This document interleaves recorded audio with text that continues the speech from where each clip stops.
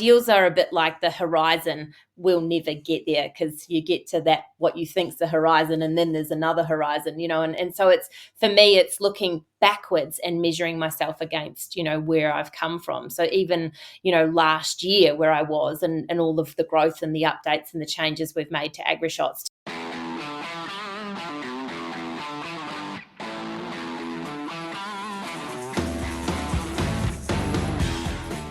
Welcome to the Business Bloke podcast. Growing your business doesn't have to be hard. I am your host, Andrew Savage, a business and mindset coach with plenty of leadership tools and strategies to help you grow your life and business. Give yourself permission to get curious, lean in, and enjoy this episode.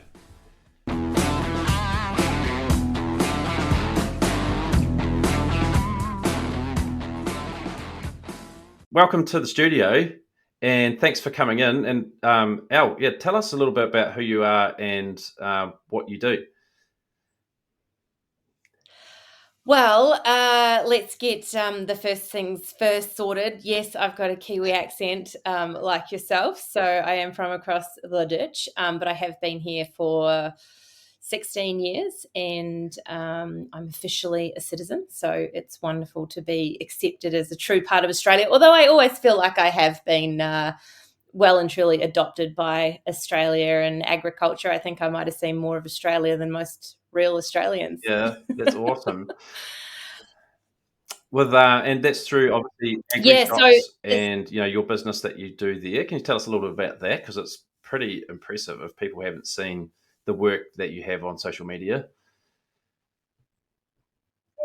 Yeah, sure. So I guess AgriShots, although I had the vision for this, 11 years ago when I started my business, it only actually came to fruition through COVID. So I have COVID to thank for me finally getting my act together and putting it together. But essentially, I used to work in the animal health world, and I noticed that we had such poor imagery and videos and visual materials for our marketing and for talking to farmers and things like that. So I decided to quit my job and go on a journey to learning to become a videographer and photographer and take these pictures. So what I have had on my side is I'm from agriculture. What I had to learn was how to use all of this flash equipment, and I'd probably go so far to say today that I'm still the weakest link in the group because I only know what I know, and I know my equipment can achieve so much more than that. But essentially, I had the vision for AgriShots back then, but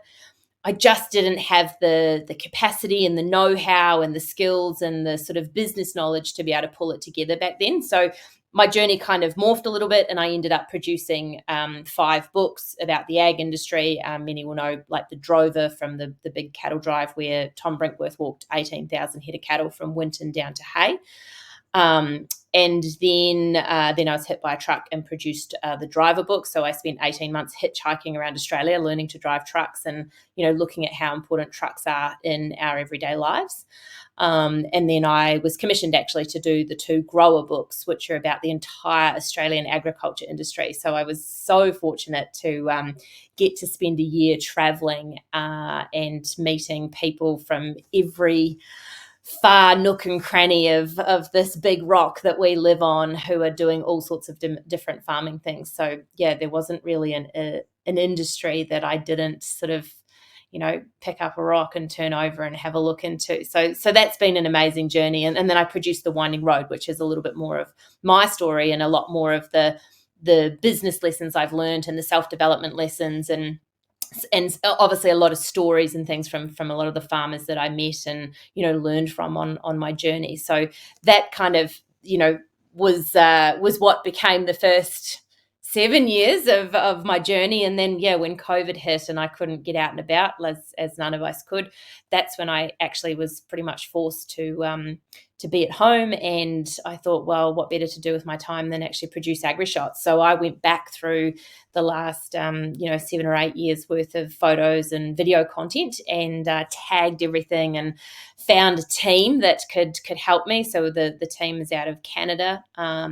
And we built the platform and it's just been, growing and growing and growing from there. And I guess if I look back, if I had built it back when I first thought of it and started, I wouldn't have had anything to put in it. So, whilst it didn't happen when I first came up with the idea, when I did finally build it, I had 7 years worth of content to put straight into it. So it actually looked really really healthy when it launched. What an incredible story. And I guess, sometimes in life you feel like you're stuck, or, what I've done to now has been a waste of time. And especially like me, I've been on some quite different career paths. And then you get to a point in your life where it all sort of comes together and you go, actually, that thing I did back then wasn't a waste of time. I'm using that now, and that course I did. And, there's probably a lot of people that could resonate, or maybe are in a place where they're not sure where they want to go, but can actually call upon, life so far to create a journey like you've done. Yeah, I mean, I look back at it and I think, gee, if I had the skills that I have now back then, where could I be? And I guess, everyone's always,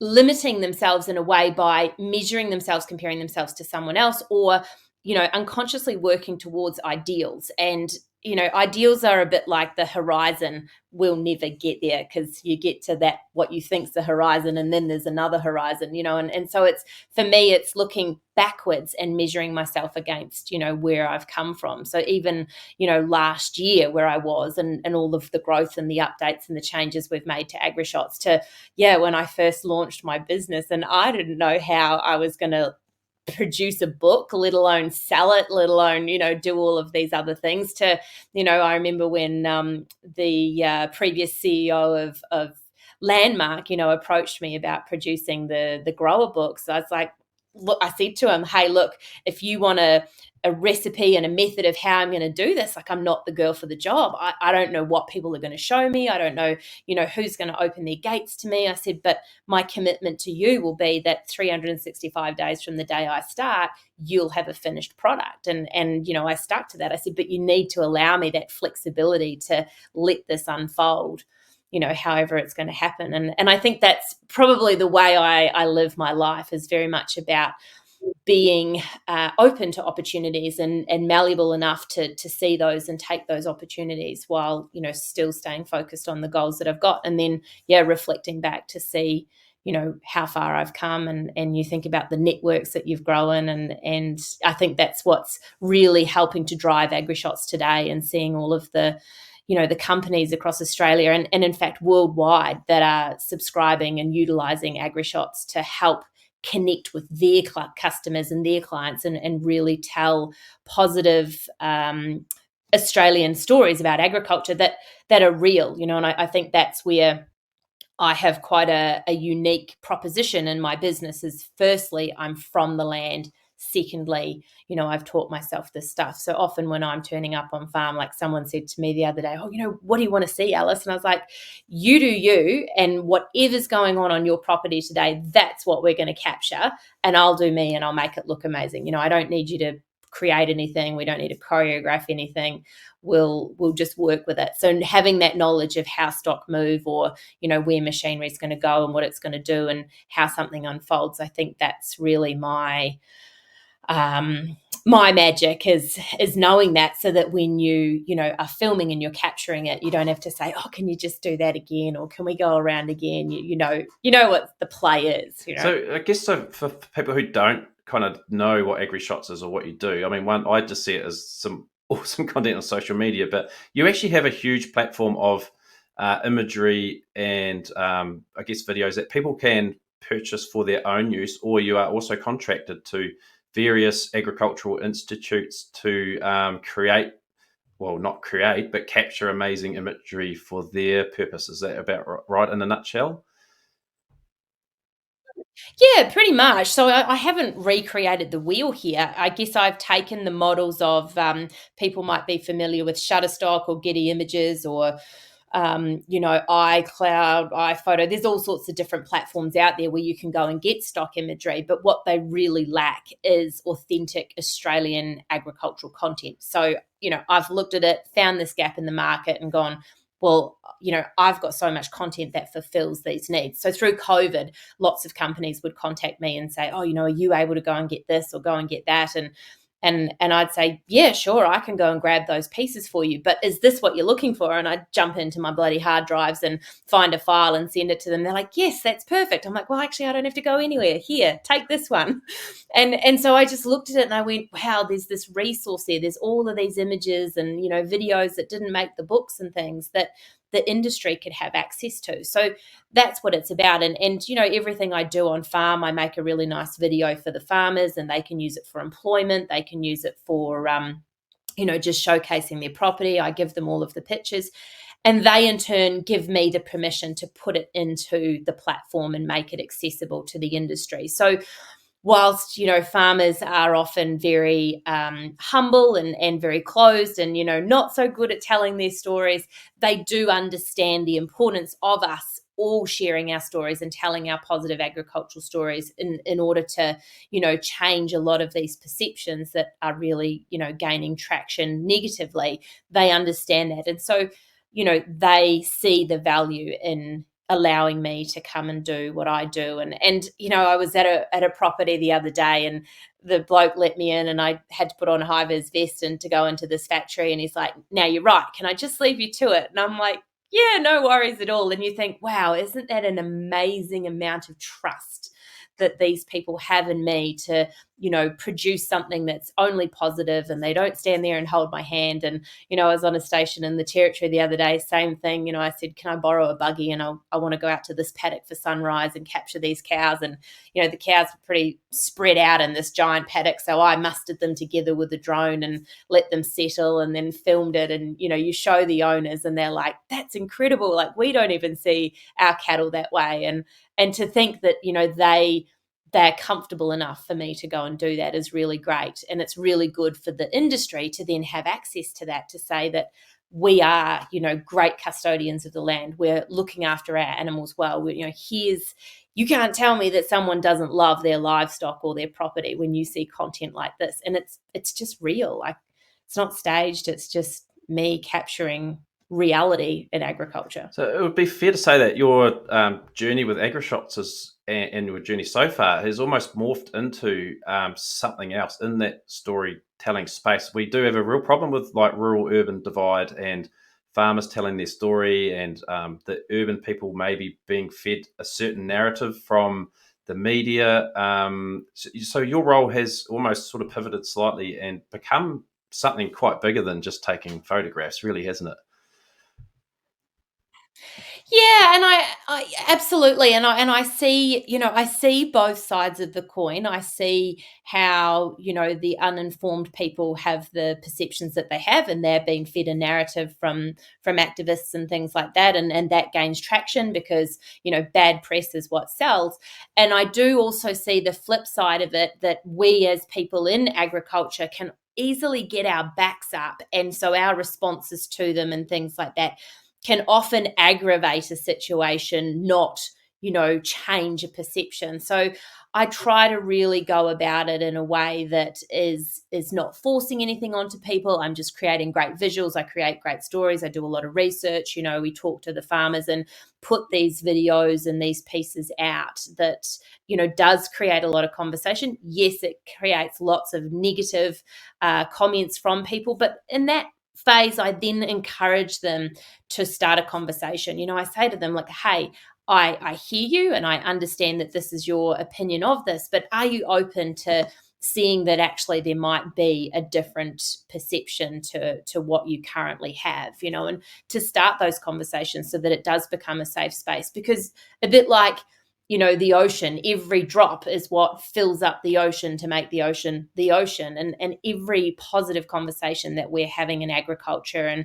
every great story that we're sharing, that's what's going to change the perceptions. There's not one thing we can do that's going to create some great big overnight hit that bang, everything's good again. Like, we've just got to continue doing it. So the more that I do it, the more I lead by example, the more I share those techniques with farmers on how to do it. I'm always saying to them, hey, you don't need all this expensive equipment that I've got, but here are some things you can go and buy and you can actually do this yourself.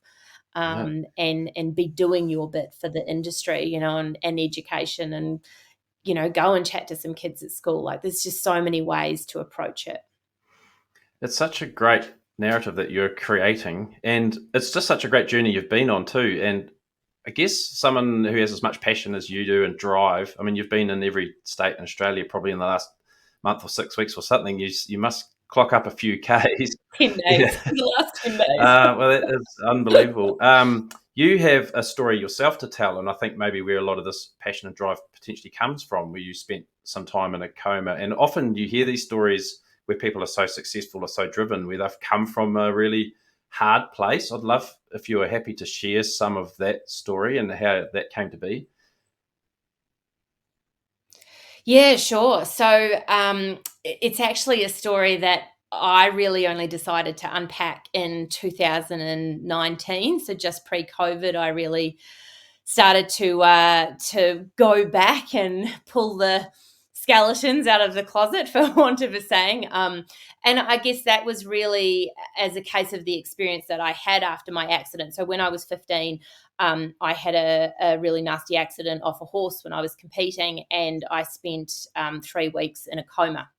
And I was resuscitated 3 times in the first week. And the doctors had said to my family that, if I survive, I'm going to be a cabbage for the rest of my life. I'm going to be, disabled and require full-time care.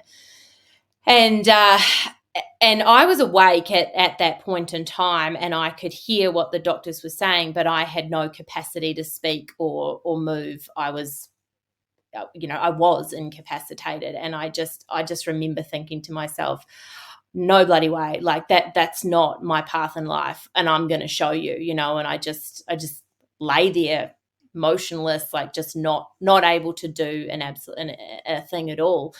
And it took a lot of rehab, and eventually I started to get the ability to go back to school and do bits of time at school and things. And that was pretty challenging, because there was all the rumors that went around that I'd died and I'd lost a limb, and all that classic stuff that happens at schools.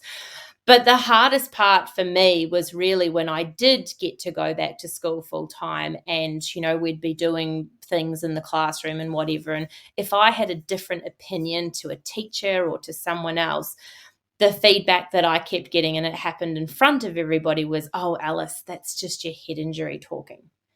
And I'm like, no, it's not. Like, I know how I feel. I know how I think. This is me. This is my opinion. I'm okay to have a different opinion to everybody else. But I just kept copping that,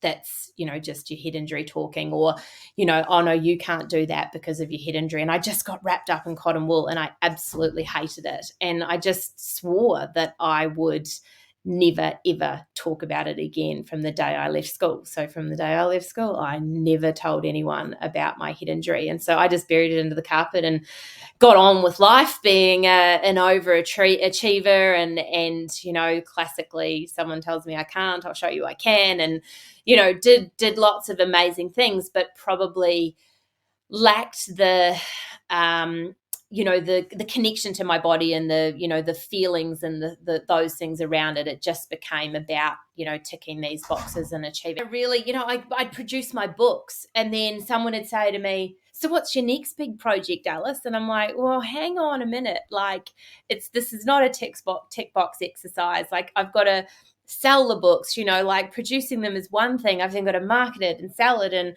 recoup my costs and do all these things." And I really stopped and looked at it, and I was like, this is the world I've been sucked into, that it's just about achieve, achieve, achieve, achieve. And what's the next thing? And what's the next thing? And where are you going next? And, people would say it, and then I sort of felt this obligation to do it, and yeah, I really sat back and looked at that and went, is that what I want to do? And is this what's going on? And so at that point, I decided that I really needed to unpack, my younger years, and look at how that had driven me to do what I do. And, I've always been very grateful for everything that's happened, the good, the bad, and the horrible stuff, because who would I be today if that hadn't happened? But finding the doctor that saved my life, and interviewing people that were there at the event that day that this happened, albeit 20 odd years earlier.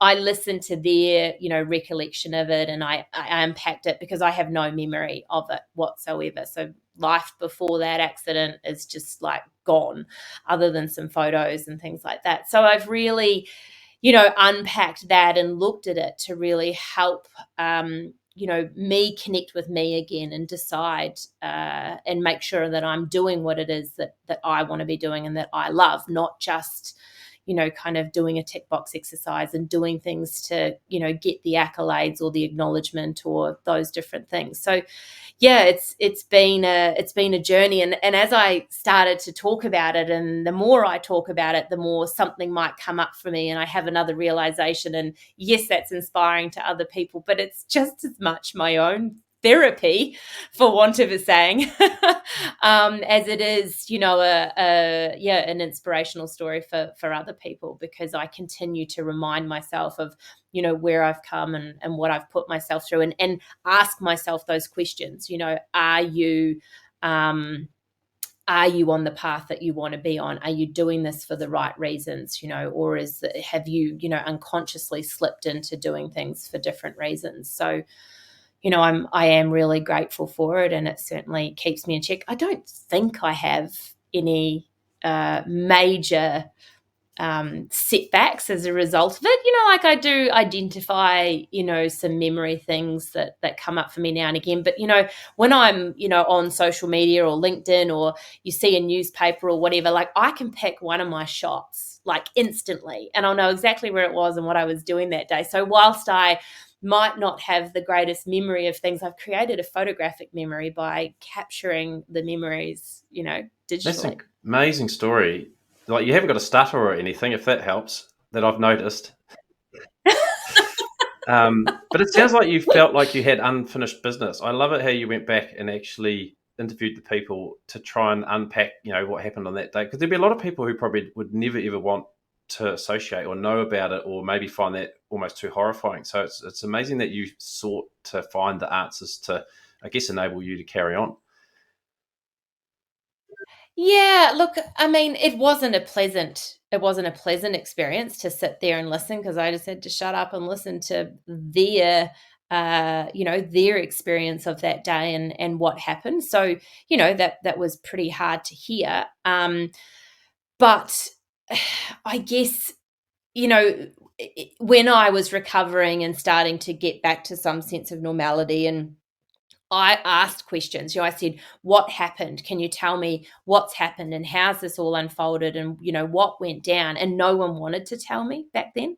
Everyone, oh, no, nothing. And they couldn't process it. So I wasn't sort of given an option to process it, because no one wanted to talk to me about it. It was too much for them as well. So, and you are relying on people's memories when you go and look it up all these years later. But even just getting my medical records and reading through that, and there was obviously language in there that I didn't understand, that was medical language, but when I researched it, I'm like, oh god, like, so I stopped breathing for this long and this happened. And there was lots of notes in there about how my mother was the more unstable person, and we shouldn't give her as much access to your daughter because that's going to compound things. And I'm like, oh, okay, so everyone could see how crazy my mother was back then. So there's all sorts of those things that that came up, that has just helped me sort of process through that. And now and again you'll have different little things that pop up, and maybe it's like maybe I have an experience now that brings about a feeling or an emotion that I can attach to, earlier in my life. And I go, oh, well, that's where that comes from, but this is different now. And, then I sort of am able to process that and look at it differently and, grow from it. And you mentioned gratitude like a couple of times, and it sounds like that journey has potentially heightened your sense of gratitude, I suppose, for all things and life in general. And you look after yourself, like you have equipment at home to look after yourself and that type of thing. Are you talking about my Yeah, day spa? not that I know about your day spa, but yeah, Oh, yes. Yeah, like I do, because I do think,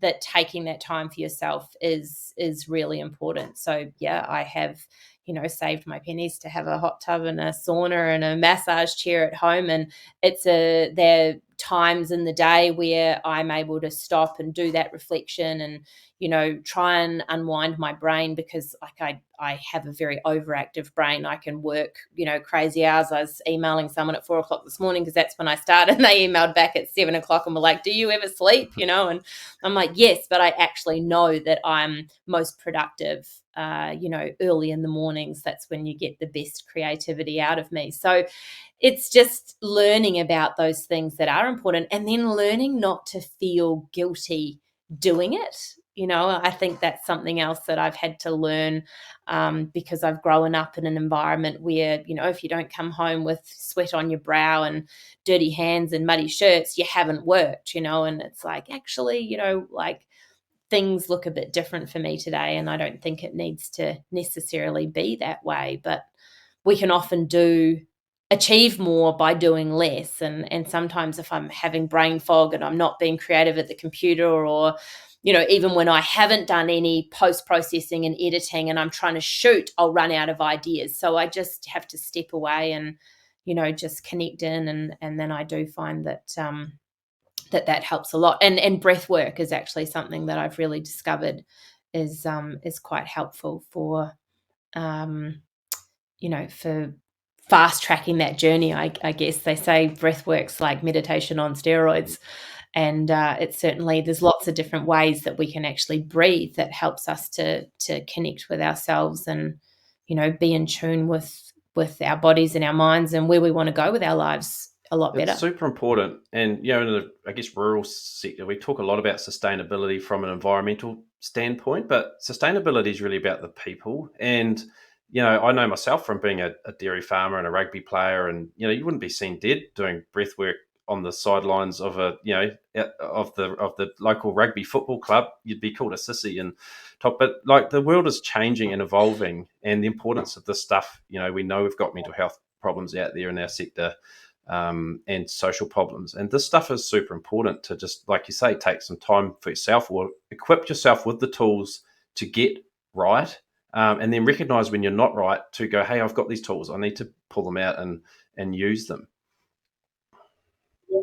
Yeah, like, I was actually only talking to someone about it this morning around the word resilience, and it's almost got to a point in agriculture where it's a badge of honor. It's like, "Oh, yes, you're so resilient, like, here's your medal." And it's like, yeah, and I see both sides of the coin, right? Like, I know that we need resilience because there's so many elements to, the agricultural world that are out of our control, and things like that. So we do need to have a level of resilience, but at what cost is that to us down the track? Is being resilient then creating complacency, or that disconnect from self and not understanding our thoughts and our feelings and our emotions and our bodies, and being able to read the play with something such that all of a sudden we do have these big mental health issues and things happening, that if we hadn't gone for resilience and she'll be right, mate, and soldier on, that actually